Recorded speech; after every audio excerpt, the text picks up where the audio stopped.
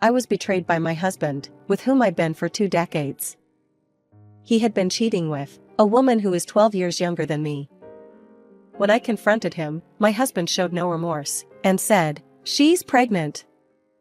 I'll give you custody of our daughters, so please divorce me." This was so sudden that I was stunned, and I couldn't say a word. I told my daughters everything. But I was so shocked by what my daughters said next. "I'll make sure to make you regret what you've done." My name is Estelle, 45 years old. I met my husband Jay at a school club in university. He looked ordinary and serious, but when he was happy, he had a childlike smile. I developed feelings for him, and after 5 years of dating, we got married when I was 25.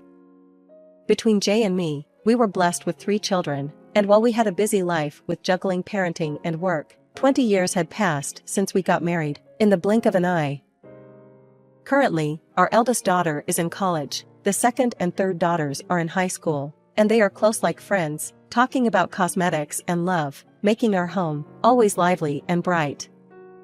My daughters haven't become fully independent yet, but they are at an age where they could handle things on their own. Thanks to my daughters, who are willing to help me with household chores, I've been able to immerse myself in the job I love. The house we currently live in was handed down by my parents, so there are no mortgage payments left, and we are financially comfortable. Now I look forward to the days when I could spend more time with my husband as our daughters grow up. One day, I was drinking with Jay after dinner, and he started talking to me with a joyful expression. "Hey, Estelle. How about taking a trip together for our anniversary this year for the first time in a while? What's gotten into you all of a sudden?" "Well, Estelle, you've been working hard with housework and taking care of children, and we're financially comfortable, so I want to go on a trip just with you. For our 20th anniversary." "I'm thrilled. Actually, I was thinking the same thing. Ever since the kids were born, we hardly ever went out to eat, just the 2 of us. The girls are at an age where they can take care of themselves, so leaving them alone for a few days should be fine, right?" "That's true. Now that it's decided, we'll have to plan our trip. I heard there's a hotel with a beautiful view from the balcony. We've been so busy all these years, so it'll be nice to relax at a hotel." Just seeing Jay so happy and excited, I too felt very happy. From then on, planning our trip, whenever I had spare time, during work breaks or on my commute, became my routine, and I felt that I was spending fulfilling days every day. One day, a month after we decided to go on a trip, I left work early and came home because we promised that we are going to make a plan for the trip. However, Jay, who would normally have returned before me, was nowhere to be found. He always gives me a call if he's going to be late, but there was no message even after 8 p.m. I tried calling him, and the phone rang, but he didn't answer.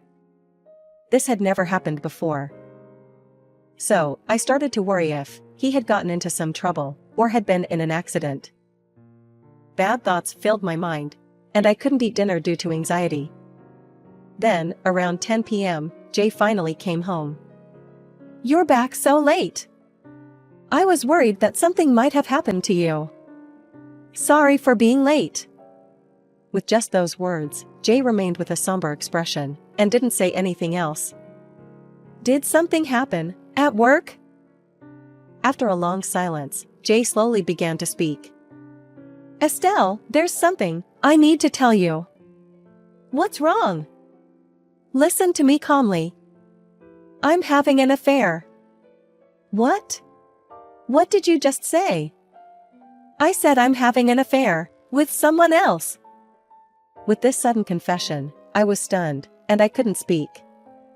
I was confused, but I managed to say, "I can't believe that. You're having an affair." "Actually, I've been seeing her for the past year." "Are you kidding? You've never acted strange or anything." "We were meeting in secret on the days when you were late coming home. I've even lied about business trips." "Enough. I don't want to hear this. When I finally regained my composure, Jay started talking again. I'm really sorry for betraying you, Estelle. But I can't start over with you anymore.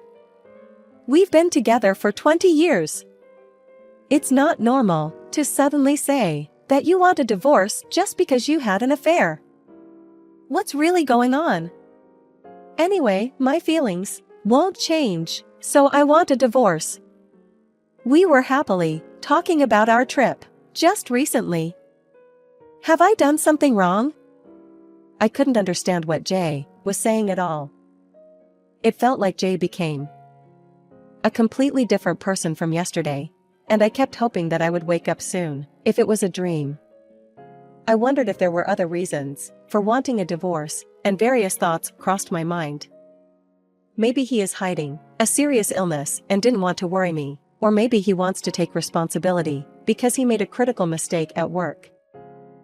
I couldn't understand why Jay had become like this, and with tears in my eyes, I began to question him. After a while, Jay started to tell me the truth. This is what Jay told me. His affair partner is a junior colleague at work, and she is 20 years old. About 2 years ago, she joined the company as a new recruit, and Jay, who was her senior, was in charge of her training. However, she had trouble learning the tasks, frequently making small mistakes, and Jay found her challenging to handle. Jay had initially thought she would quit within 6 months, but her determined attitude and refusal to give up touched his heart, and he began to look forward to her growth. After work, they often reflected on their day, and during breaks, they frequently discussed work. Apparently she looked up to Jay, without a single complaint. Around 1 year after she joined the company, Jay finished his role as her supervisor. Shortly after that, he learned of her successful involvement in a project as a key member, and he was genuinely happy for her, and invited her out for a meal to celebrate. They continued to have meals together a few times after that, and it seems their relationship eventually turned romantic. She needs me. I want to be there for her and support her as well. Jay spoke calmly about his affair partner's charm, and then dropped a bombshell. Actually, she's pregnant now. Pregnant? Whose child is it? It's mine.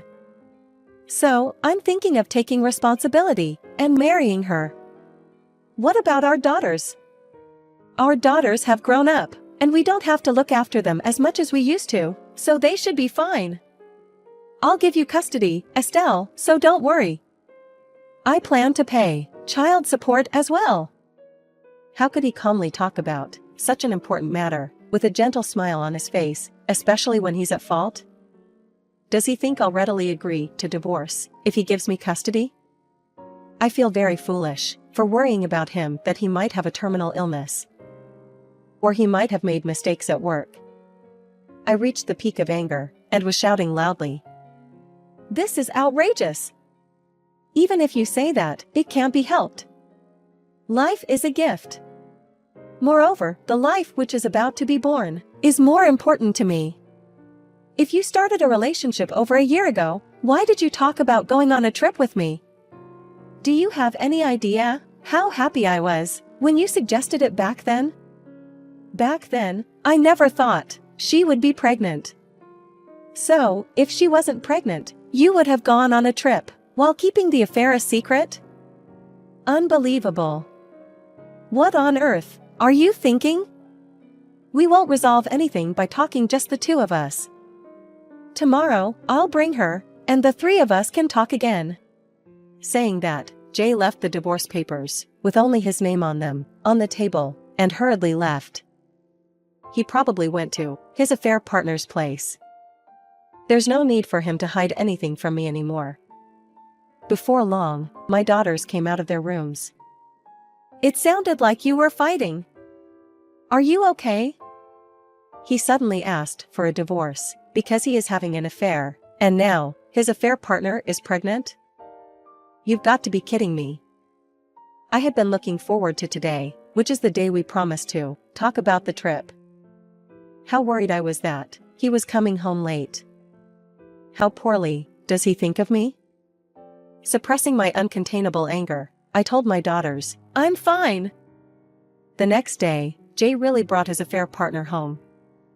My daughters seemed curious, partly because of the incident yesterday, but when they saw Jay and his affair partner, they seemed to have grasped the situation somehow, and went into their rooms. His affair partner was led by Jay, and sat on the couch in the living room. As I took my seat, the woman whose name is Kiana apologized to me. "I'm really sorry for having a relationship with Jay, knowing he has a family."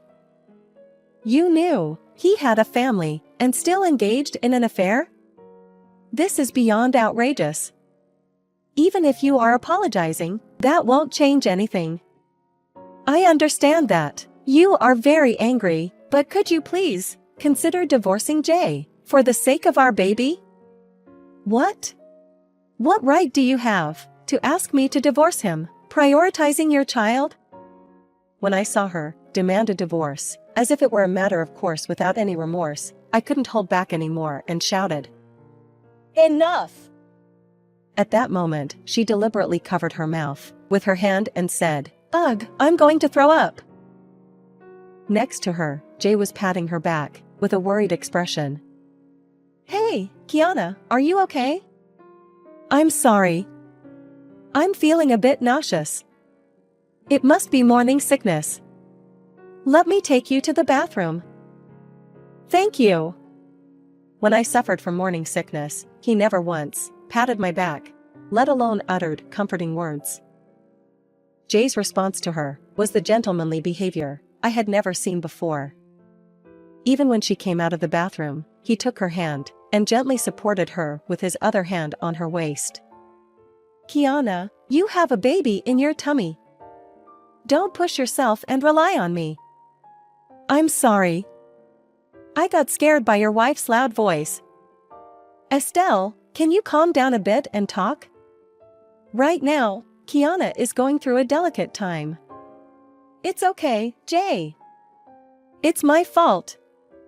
"No, you are not at fault. If that woman had just agreed to the divorce, it wouldn't have come to this. Please don't blame your wife. This is the first ordeal given to us. Kiana, you're kind. Yes, let's overcome this ordeal together." Like a scene from a movie, the two of them held hands and gazed at each other. When Jay called me that woman, that completely destroyed what little feeling I had left for him. This is ridiculous. I can't deal with this charade any longer.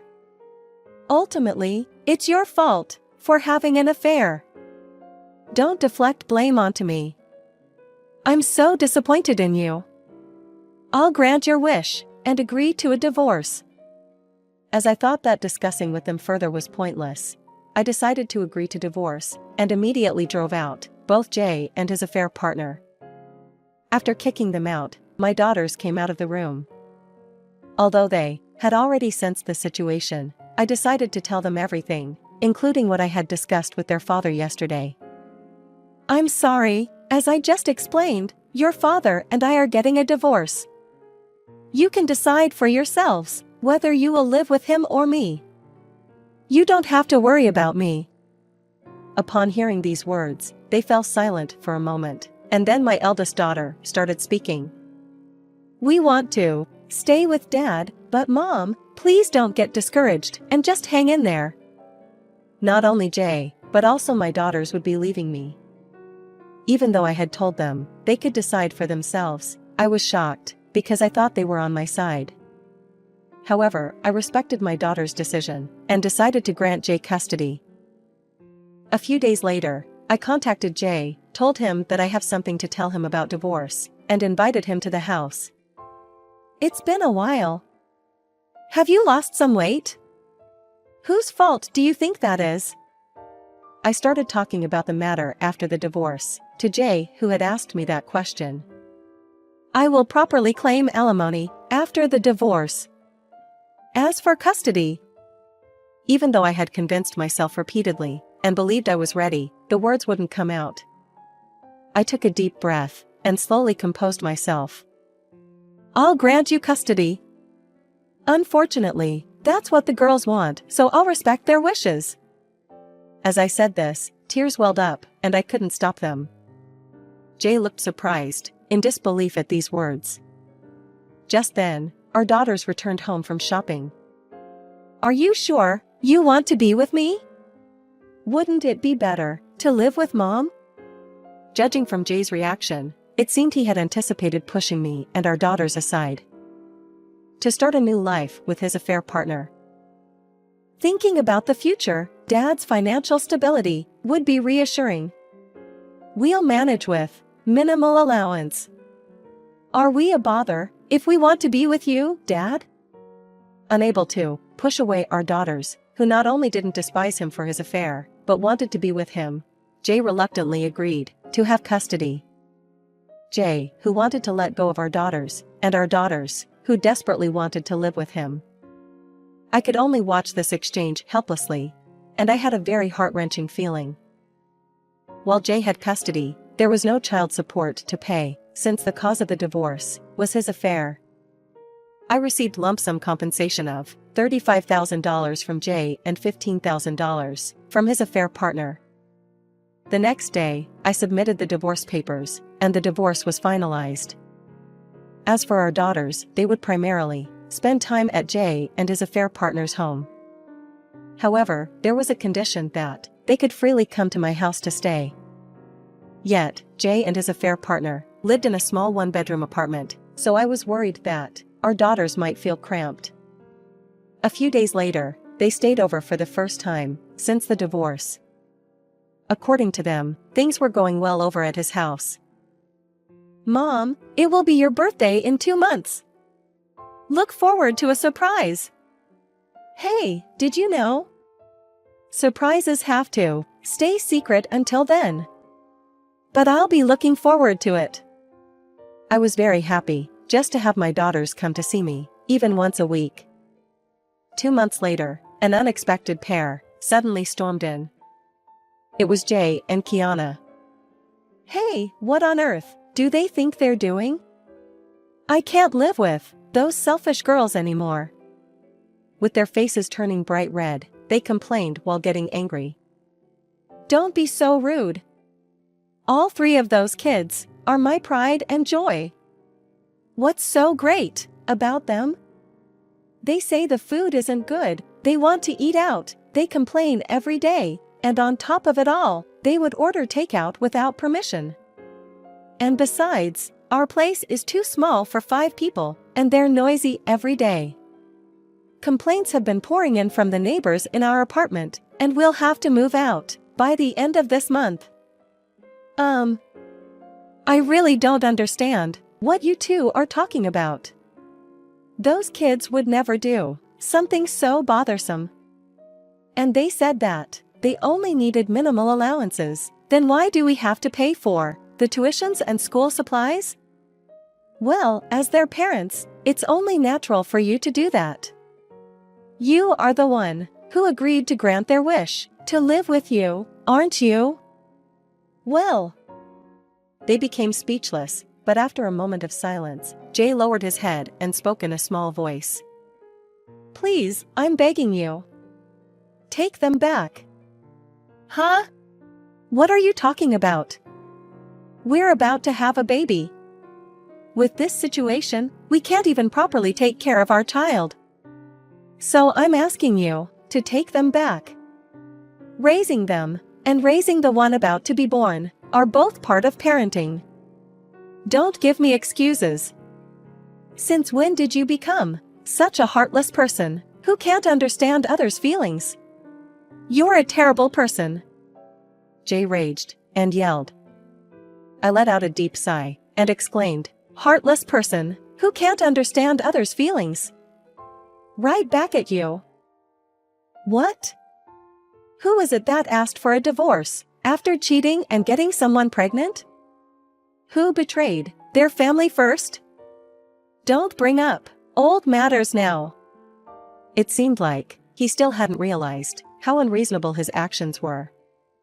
I had reached my limit with Jay, who kept blaming me along with his affair partner, even after I said that. "For heaven's sake, Realize how selfish you both are being. Don't just turn the page on something I'm not okay with. Have you ever thought about how we felt, being betrayed like that? Of course, we're not okay with it. Yet you keep saying nothing but selfish things. But I've apologized for the affair many times. Anyway, please take them back. That's fine. They can't be happy if they live with a selfish scoundrel like you. In return, you'll pay child support until all of those kids turn 18. You'd better fulfill that responsibility as a father. I can't afford that kind of money with my current salary. Don't make excuses. Since you've done such terrible things to us, you'll be paying for it. There's nothing more to talk about, so get out of here right now. And never come near this house again. Jay sat there, with all his strength drained from his body. Then he muttered softly to Kiana, "Let's go." Kiana, who had been silent until then, suddenly slapped his cheek hard. Are you kidding me? I went into debt to pay the compensation, and now you're talking about child support? You've got to be kidding me. What's the point of me marrying you, then? What are you talking about, Kiana? The reason why we got married was to raise our child together, right? There was never a child from the beginning. Jay was struggling to understand the situation. What do you mean? I wanted to marry you because I thought you were rich. That's it. It was a lie from the beginning that I was pregnant. That's impossible. We paid compensation, and on top of that, now your wife is asking for child support. The house I was hoping for belonged to her, and in the end, I got nothing. I was stupid to expect anything from you. We'll divorce immediately. Don't say that, and please think it over again.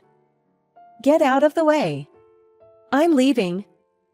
With teary eyes, Jay clung to her, but Kiana kicked him away and left the house.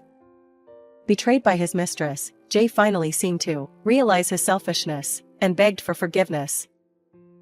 However, I had no sympathy left for Jay at this point and kicked him out of the house. As soon as Jay left, I called my daughters back home. In the following days, I went through the formal procedures to regain custody and demanded child support from Jay. For Jay, whose savings had been depleted by the alimony payment, paying child support for all 3 kids would be tough, but it serves him right. As for the aftermath of Jay and his mistress, one of their colleagues heard them when they were arguing at work, and soon everybody knew what they had been doing. As a result, Jay had his salary reduced and was relocated to a less favorable department. As for Kiana, she couldn't endure the cold stares from her colleagues and decided to resign voluntarily. Jay's current salary leaves him with very little money after paying child support, and apparently he is quite worn out now because there is nothing left for him after sending us the money for living expenses. When I shared this with my daughters, they smiled broadly, high-fived, and looked at me. Mom, happy belated birthday. Our present to you is payback for Dad. At that moment, I finally understood the reason why my daughters wanted to live with their dad who betrayed us, and why they were labeled as selfish by him. It was all for my sake. Thank you. I'm really happy with your present. But if you had planned something like this, you should have told me. I was depressed because I thought you guys had abandoned me, too. Then, my youngest daughter said, with a smile, Mom, did you know? Surprises are supposed to be kept secret until the moment